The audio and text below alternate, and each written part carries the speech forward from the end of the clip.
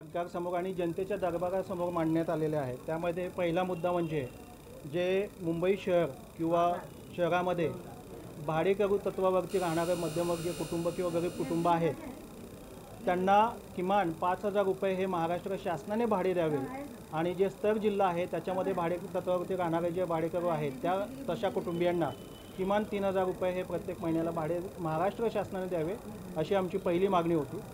दुसरी मागणी जी आहे आमची ती आत्ताचे जे युवा पिढी आहे जे गुन्हेगारी प्रवृत्ती वाढत चालल्या कारणास्तव कुठेतरी त्याच्यावरती आळा घालण्यासाठी एक युवा कल्याणकारी धोरण म्हणून उद्योगधंदे चालू करण्यासाठी किमान 50 लाखापर्यंतचं कर्ज आहे, त्याच्यावरती जे सिबिल आहे किंवा तारण आणि जामीनदार याची अट आहे ती रद्द करून युवांना त्यांचं भवितव्य घडवण्यासाठी आणि सुज्वल महाराष्ट्र राज्य घडवण्यासाठी शासनाने पुढाकार घेऊन हे अट रद्द करावी, अशी आमची दुसरी मागणी होती। आणि तिसरी मागणी म्हणजे जे अगोदर जमिनीचे मालक होते ते आता शेतमजूर बनलेले आहेत, अशी परिस्थिती भयावह परिस्थिती आपल्याला महाराष्ट्र राज्यामध्ये पाहायला मिळते। तर असे जे अल्पभूधारक आहेत किंवा जे शेतमजूर आहेत त्यांना महाराष्ट्र शासनाने ज्या काही शासनाच्या जमिनी आहेत किंवा अतिरिक्त जमिनी आहेत त्या घेऊन अशांना किमान 2 एकर जमीन द्यावी, अशी आमची तिसरी मागणी आहे।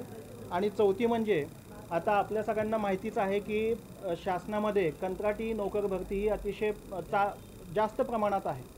तर जोपर्यंत शासन हे शासकीय नोकऱ्या देण्यासाठी सक्षम होत नाही आणि कंत्राटी नोकऱ्या बंद करत नाही तोपर्यंत जो पूर्वी चालू होता तो बेरोजगार भत्ता तो सुशिक्षित बेरोजगारांना परत पूर्ववतपणे प्रत्येक महिन्याला 5,000 रुपये हा भत्ता देण्यात यावा, ही आमची आग्रही मागणी महाराष्ट्र राज्य शासनासमोर आज ठेवण्यात आलेली आहे।